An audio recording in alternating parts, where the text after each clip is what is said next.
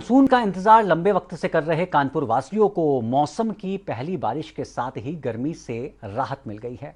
लेकिन बारिश ने नगर निगम के तमाम दावों की पोल खोल कर रख दी है। बारिश के बाद से शहर का हाल बेहाल है। जगह जगह जाम लगा है तो कहीं नाले उफान पर है और कहीं गंदगी का अंबार लगा हुआ है। आम लोगों का जीना मुहाल हो गया है। गुरुवार की सुबह कानपुर वासियों के लिए बेहद मुश्किल भरी रही है। स्कूली बच्चों से लेकर ऑफिस जाने वालों को खासी दिक्कतों का सामना करना पड़ा। जल भराव के कारण हर कहीं जाम की स्थिति का सामना करना पड़ा तो कहीं सड़कों पर मलबे के कारण ऑफिस पहुंचने में देर हो गई। बेहद इंतजार के बाद आखिरकार इंद्र देवता प्रसन्न हुए और कानपुर में मानसून की पहली बारिश हुई। लेकिन इसी पहली बारिश ने नगर निगम की पोल खोल दी। मैं अपने कैमरा पर्सन से कहूंगा कि पीछे यहाँ की इलाके की गलियां दिखाएं। कानपुर शहर का साकेत नगर इलाका कहा जाता है और ये काफ़ी पॉश इलाकों में आता है। ये तिराहा है। हम आपको दूसरी ओर दिखाना चाहेंगे कि ये बोर्ड ठीक देख सकते हैं। यहाँ पर घाटमपुर से विधायक सरोज कुरील का ठीक सामने निवास है और निवास के सामने भी आप देख सकते हैं कि किस तरह से पानी भरा है। हम एक बार यहाँ पर इस पानी में चल कर जाएंगे। इस पानी में चलकर हम अपने दर्शकों को दिखाएंगे कि यहाँ की जो लोग हैं वो किन समस्याओं का सामना कर रहे हैं। अपने कैमरा पर्सन से कहेंगे इस ओर की जो ये गलियाँ हैं, ये सड़कें हैं, ये दिखाएं। ये पक्की सड़कें हैं लेकिन बारिश की पहली ही जो यहाँ बरसात है, मानसून की पहली बरसात है, उस बरसात ने यहाँ की पोल खोल दी है। ये देख सकते हैं इस ओर भी यहाँ जाने वाले जितने भी हैं तो साफ तौर पर कहीं ना कहीं ये कहा जा सकता है कि ये नगर निगम का नकारापन है जो बारिश के मानसून में जबकि देर भी हुई उसके बावजूद भी यहाँ पर तैयारियाँ जो हैं वो पुख्ता नहीं रखी और पहली बारिश ने ही आखिरकार कहीं ना कहीं नगर निगम की पोल खोल कर रख दी। कानपुर से कैमरा पर्सन रवि शर्मा के साथ सहारा समय के लिए अनुराग श्रीवास्तव। यह अनुराग के पास चलेंगे। अनुराग, आपके साथ पार्षद संजीव मिश्रा जी मौजूद हैं। संजीव जी, आपका बहुत बहुत स्वागत करूंगा मैं सहारा समय पे। अनुराग, संजीव जी से आप जानिए कि तमाम लाखों रुपए का बजट हर साल आता है, तमाम नालों की, तमाम सड़कों की, तमाम नालियों की, गटर की, मेन हॉल्स की साफ सफाई की जाती है। बावजूद शहर की यदि तस्वीर जो आज हम अपनी टेलीविजन स्क्रीन पर देख रहे हैं वो यदि देख रहे हैं तो क्यों? यदि साफ सफाई हुई है, लाखों रुपए का बजट आने के बाद वो बजट खर्च हुआ है तो इस तरह के हालात आखिर पैदा होते हैं तो क्यों होते हैं? और ये अमूमन एक साल की कहानी नहीं है, इस साल की कहानी नहीं है। हर साल लगभग ऐसी ही तस्वीर देखने को मिलती है और कानपुर तो सीजन की पहली बरसात देख रहा है, उसके बावजूद हम देख रहे हैं कि पूरे नगर के नगर तालाब में तब्दील हुए दिखाई दे रहे हैं। जी बिल्कुल अनुज, हमारे दर्शकों को बताना चाहूँगा कि कानपुर का जो ये पर्रा इलाका है वहाँ से संजीव जी हैं हमारे बीच में, और जो एक गंदगी और ज़्यादातर जल भराव की समस्या दिखाई गई है वो इनके ही इलाके से नज़र यहाँ पर आई है। जब हमारी सहारा समय की टीम ने ग्राउंड जीरो पर जाकर मुआयना किया तो सबसे पहले हमें स्वयं उस इलाके तक पहुँचने में इतनी दिक्कतों का सामना करना पड़ा क्योंकि जो गलियाँ हैं, जो मुख्य मार्ग है, अंदर गलियों तक पहुंचने में तो काफ़ी जो हमें सामना करना पड़ा दिक्कतों का, वो तो करना ही पड़ा, लेकिन जो मुख्य मार्ग हैं, जो शहर के लगभग सभी जो फैक्ट्रियां हैं, औद्योगिक और जो कार्य करने वाले बिजनेसी इलाके हैं, उन सभी से जोड़ने के लिए जो मुख्य मार्ग हैं वो भी ज़्यादातर जो है पानी में तैरते हुए नजर आए थे। और कहीं ना कहीं अगर बात करी जाए तो सहारा समय की टीम को वहां तक पहुंचने में बहुत दिक्कत हुई।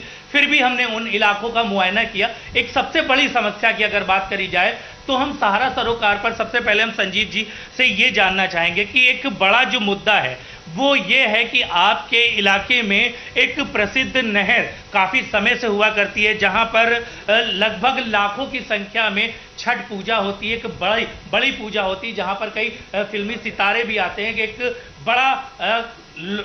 बहुत बड़े आयोजन का वहाँ उत्सव होता है।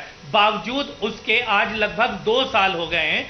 2 साल पहले जब यहाँ पर एक रैली होती है देश के प्रधानमंत्री नरेंद्र मोदी की, वहाँ पर रैली के बाद जो अफसर हैं, ये जो नहर है, नहर में जो गंदगियाँ हैं उनको छुपाने के लिए वहाँ पर आगे से ग्रीन एक टीन शेड लगा दिया जाता है। ट्रेन शेड इसलिए लगा दिया जाता है कि विभागीय जो भी अधिकारी हैं उनकी जो नजर है उस गंदगी की नहर पर बिल्कुल भी ना पड़े। और आज की अगर वर्तमान स्थिति की बात करी जाए तो सबसे पहला मैं संजीव जी से यही सवाल लेना चाहूंगा कि वहां पर उस नहर में जहां पर पानी कभी बहता था, साफ नजर आते थे, वहां पर जो मवेशी होते वो नहाते थे, इलाकाई लोग हैं वो वहां पर कार्य करते थे, तो आज वो नहर में पानी की जगह सिर्फ कूड़ा नजर आ रहा है, ऐसा क्यों है? वो आपके इलाके से संबंधित है। सर वो नहर जो थी वो बहुत पुरानी नहर है, देहात में पानी के लिए बनाई गई थी, सिंचाई के पानी के लिए पनकी नहर से उसको जोड़ के बनाया गया था। लेकिन अभी इधर 15 साल के अंदर नहर के आसपास बहुत सारी अवैध बस्तियां बस गई हैं। उन्होंने अपना सारा सीवर सिस्टम और ड्रेनेज सिस्टम उस नहर से जोड़ रखा है, जो उस नहर में गंदगी के रूप में आता है, जिससे उस नहर की गंदगी उसमें ज़्यादातर नज़र आने लगी है। आज के 15-20 साल पहले उस नहर में मैंने खुद नहाया है और वो इतनी साफ सुथरी नहर थी, लेकिन जब से ये अवैध बस्तियां बस गई हैं किनारे, इसकी वजह से ये समस्या खड़ी हो गई है। अब उन अवैध बस्तियों में सरकार की तरफ से रोड बना दी गई है, सरकार की तरफ से राशन कार्ड जारी कर दिए गए हैं उनको, तो उनको सिंचाई विभाग हटाने का प्रयास करता है तो बीच में जनप्रतिनिधि आ जाते हैं, उनको हटाने नहीं देते हैं। अगर वो नहर के किनारे की बस्तियां हटा दी जाएं और उसका ड्रेनेज सिस्टम ठीक कर दिया जाए तो वो पुरानी अवस्था में नहर आ सकती है। और नहर में जो कूड़ा बहता है उसमें एक जल निगम का पाइप लगा हुआ है, वो पाइप उस कूड़े को रोक देता है, पानी आगे बढ़ जाता है, उस कूड़ा वहाँ इकट्ठा हो जाता है। जब ज़्यादा इकट्ठा हो जाता है तो वो बदबू करने लगता है, उसमें लोग मरे जानवर डाल देते हैं। नगर निगम से शिकायत करो तो नगर निगम अपना सिंचाई विभाग की तरफ टाल देता है कि ये सिंचाई विभाग इसकी सफाई कराएगा। सिंचाई विभाग से सफाई करो तो शिकायत करो तो वो कहता है नगर निगम इसकी सफाई कराएगा। इसी की तरह फुटबॉल की तरह हम लोग झूला करते हैं आए दिन। कभी नगर आयुक्त को इसके खिलाफ एप्लीकेशन देते हैं काम कराने के लिए, कभी एक्सचेंज से बोलते हैं, तो जब भेजते हैं तो वो 2-3 गाड़ी निकलवा देते हैं। इसके बाद प्रतिनिधि के तौर पर वहां पर चुना गया है जी। जनता आपसे आकर शिकायत कहेगी, अगर उनकी कोई समस्या है, उनकी अगर कोई उलझन है तो उसे आप दूर करेंगे ना? जनता क्यों फुटबॉल बनकर घूमे? नहीं, जनता फुटबॉल नहीं बनती है, हम ही शिकायत करते हैं और हम ही जाते हैं। जनता हमारे पास जब आती है, मैंने अभी अपने साथियों के साथ एक बार श्रमदान करके भी उसको साफ करने का प्रयास किया था, लेकिन वो कूड़ा इतना ज़्यादा है कि वो हम लोग उसमें बहुत ज़्यादा अच्छा काम कर नहीं पाए। अब चूंकि सरकारी जो व्यवस्थाएं हैं, अब वो उसने इस तरह से बना रखा है कि सिंचाई विभाग परमिशन नहीं देता है काम करने का नगर निगम को। नगर निगम कहता है वहाँ से पहले परमिशन लीजिए तब हम काम करेंगे। जल निगम कहता है जब सिंचाई विभाग हमको परमिशन देगा तब हम पाइप हटाएंगे। तो इस चक्कर में काफ़ी समस्याएं खड़ी हो गई हैं, जिसके लिए लिखा पढ़ी जारी है और प्रयास जारी है। देखिए आगे क्या होता है।